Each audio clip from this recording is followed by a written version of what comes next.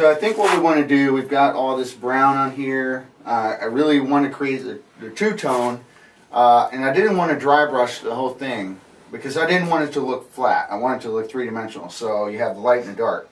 But I think what's happening is some of this brown is too clean, and by that I mean it doesn't look like it's been aged in the jungle very long.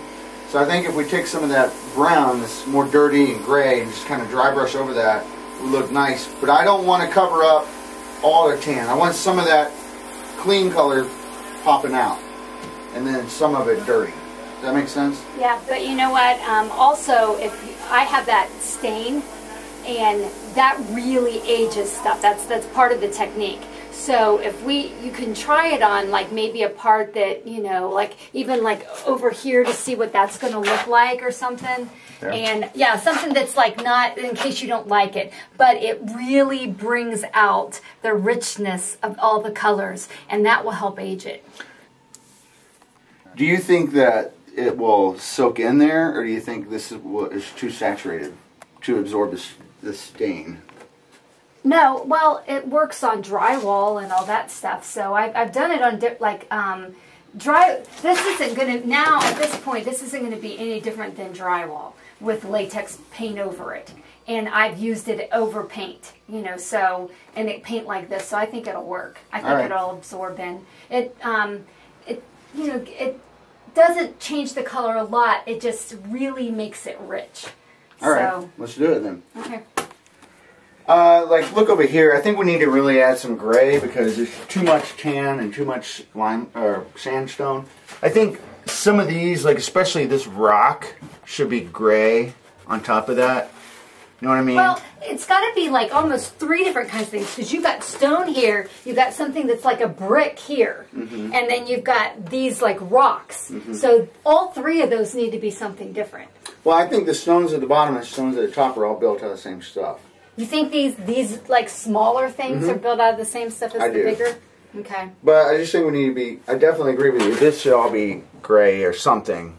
And then up here, I don't know, we need to put gray in somewhere.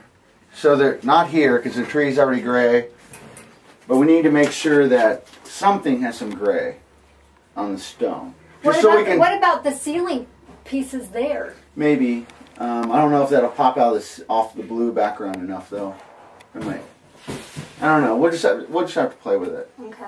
But I want people that come in here to know that we can do gray stone or sandstone. I think you need to add. We need to add a little more brown to this area here because it makes it look more natural. When it's just the gray and the black, adding a little bit. That was just like a quick thing. When it's just the gray and the black, it doesn't look as realistic to me. Right. All right, cool. Well, let's get to work. Ooh, there's a nice paint bucket there that I could have just spilled. Go. So, I mean, this does a pretty good job of dirtying it up. Yeah. How's it look from over there? Looks good. It doesn't sound very convincing. No, it does. I'm thinking. I'm considering. I don't want to do too much, but it still doesn't look deep enough or dark enough or something because it doesn't look real yet. Yeah. And I want it to look real. Now I know I'm going to put black in here for outlines, or at least really dark brown in here. You know what I mean?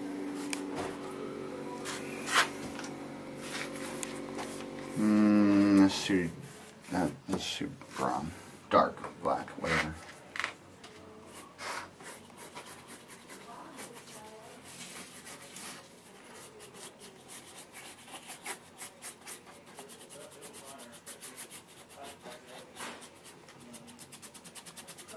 I don't know about that.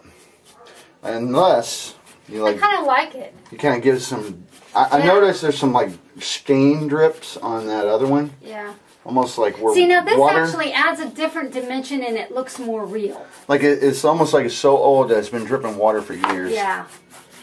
So you like that? Yeah. And then if we add a little bit of this red, this like it's not really red, but it's this.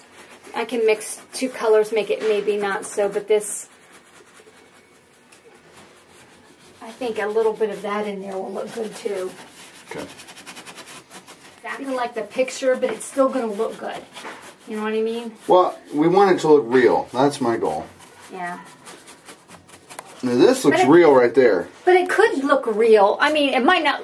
There's more than one real. I mean, the picture is not the only real. You know what I mean? Right. All right. Okay. But I mean, that right there is starting to look real to me. Like, when I say real, like it's like a real stone. Yeah. You agree? Yeah. That looks phenomenal. Especially if it's like a dry seal, but then you have some wet. Just a little bit of wet, kind of like water running. Because it is in the jungle, it is by the waterfall. So you would have some when that water. dries, we can try some of this stain over top of it, unless you want to add a different color. Because whatever you want it to be, it should be. Like, get that right there. That looks really good.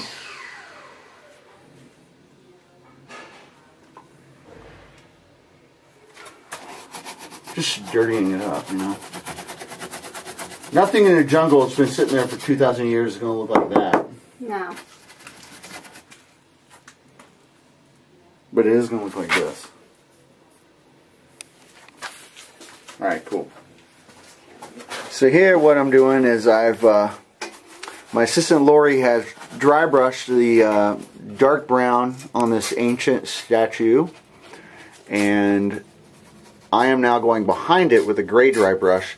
And the goal here is this whole area had to be flat, as I showed you in a previous video, for the bar to go on, for people to hang on to as a railing. So my goal is to paint on the flat part to make it look three-dimensional, and I think it is looking pretty three-dimensional, at least on this camera. And we're going to go over and make sure that everything has a little bit of gray on it, really bring it out, make it look like stone.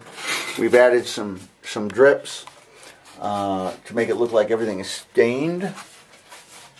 This is like a statue here, and we've got a lot of stain drips on it.